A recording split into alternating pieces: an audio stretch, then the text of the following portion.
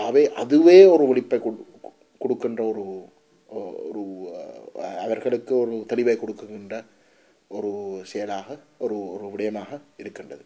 அதாவது எங்களோட போட்டியிட்டு எங்களை தோற்கடித்த சக்திகளுடைய நடவடிக்கைகளே எங்களுடைய நிலப்பாடை எங்களுடைய மக்களுக்கு தெளிவுபடுத்துகின்ற வகையில் அமைந்து கொண்டிருக்கின்றது. இதை தமிழ் தேசிய ஒரு ஒரு ஒரு விமர்சனம் எங்களை பற்றி இருக்கின்றது. நீங்கள் தமிழ் தேசிய கூட்டமைப்புக்குள் நின்று நீங்கள் இந்த விடயங்களை வலியுறுத்திருக்கலாம். இல்லாட்டி தமிழ் தேசிய கூட்டமைப்பை அந்த தலைமைத்துவத்தை நீங்கள் கையெடுத்து நீங்கள் அந்த நிலப்பாடை மாற்றியிருக்கலாம். தலைமைத்துவம் ஒரு பக்கம் இருக்கு, இந்த நிலைப்பாடை மாற்றாமல் வைத்திருப்பது, அதாவது கூட்டமைப்பு உருவாக்கப்பட்ட அந்த கொள்கையை மாற்றாமல் வைப்பதற்கு ஒரு வருடமாக பாடுபட்டு முழுமையாக தோல்வியடையத்தான் நான் ஒரு முடிவை எடுக்கின்றேன்.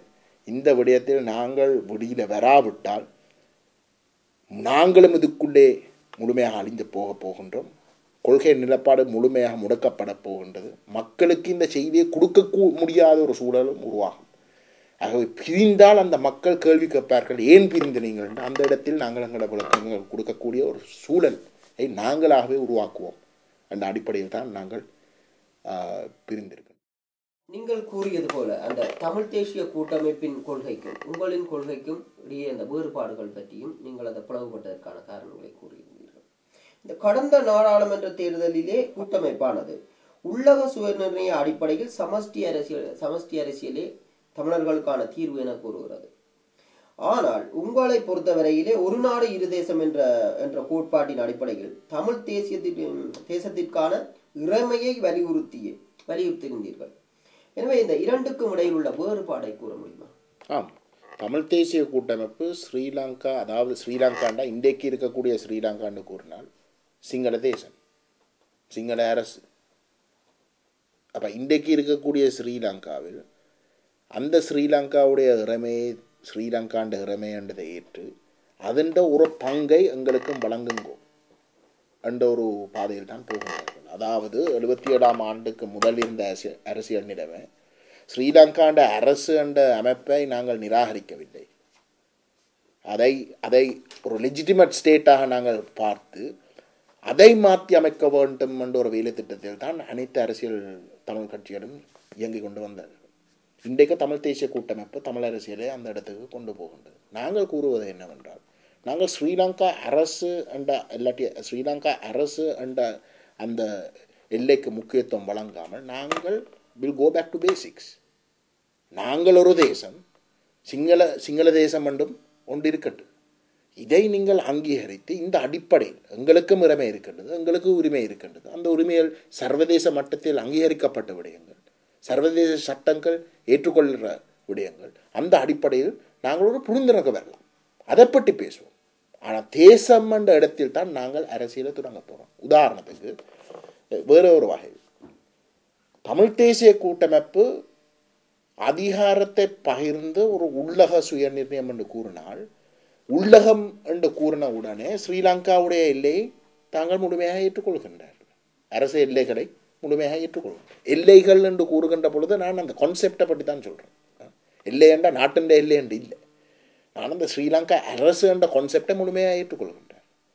எங்களை பொறுத்தவரையில் நாங்கள் சொல்கிறோம் என்னென்றால், நாங்கள் ஸ்ரீலங்காவை பற்றி கதைக்கிறதுக்கு முதல் தமிழ் தேசம் சிங்கள தேசம் என்று தான் கதைக்கிறோம். அந்த அடிப்படையில் நாங்கள் பேசுகிறோம். பேசி ஒரு இணக்கப்பாடுக்கு வருவோம். அப்படி பேசி ஒரு இணக்கப்பாடுக்கு வரும் பொழுது நாங்கள் ஒரு நாடை அமைக்கிறதை பற்றி நாங்கள் அந்த நேரம் சிந்திக்கலாம். நாங்கள் பாதையில் அவர்கள் ஏற்கனவே இருக்கக்கூடிய ஸ்ரீலங்காவுடைய இறைமையின் ஒரு பங்கு, அதுதான் இறைமையை பங்கிடுற என்று கூறுகின்றது. எங்களை பொறுத்தவரையில் தமிழருடைய தனித்துவமான இறைமையின் அடிப்படையிலும் சிங்களவர்களுடைய தனித்துவமான இறைமையின் அடிப்படையிலும் நாங்கள் ஒரு புரிந்துணர்வு, இந்த ரெண்டு தரப்பும் பேசி ஒரு புரிந்துணர்வு வருகின்ற பொழுது அந்த தனித்துவமான இறைமைகளை தாங்கள் பயன்படுத்தி ஏதோ ஒரு கட்டத்தில் அந்த புரிந்துணர்வு வருகின்ற பொழுது நாங்கள் கூட்டு சேர்றதை பற்றி யோசிக்கலாம். எந்த அடிப்படையில் நாங்கள் எங்கே போகிறோம் உண்டாக பற்றி யோசிக்கலாம். ஆனால் அந்த அந்த அந்த புரிந்துணர்வு வருவதற்கு முதல் நாங்கள் தமிழ் தேசத்துக்கு தான் முக்கியத்துவம் வழங்கி அனைத்து நடவடிக்கைகளும் எடுத்தே ஆகும். அதைத்தான் நாங்கள் சொல்ல வேணும். இன்னொரு விடயம், தமிழ் தேசிய கூட்டமைப்பு அதிகார பகிர்வு என்று கூறினால் அதிகாரம் ஒரு மையத்தில் இருக்கின்ற அந்த அதிகாரத்தில் ஒரு பங்கை தாங்கள் கேட்கின்றார்கள் பகிர்வு. இந்த பாதையில் தான் தமிழரசு கட்சி செல்வநாயகம் ஐயா தமிழ் காங்கிரஸ் இந்த பிரிஞ்சு தமிழரசு கட்சியை உருவாக்கி 49ஆம் ஆண்டில் தொடக்கம் 72ஆம் ஆண்டு வரை 72 அரசியல் நிர்ணய சபை உடைய அமர்வுகள் முடியும் வரைக்கும் இந்த பாதையில் தான் செல்வநாயகம் ஐயா அவருடைய அரசியலை தமிழரசு கட்சி ஊடாக முன்னெடுத்து வந்தார்.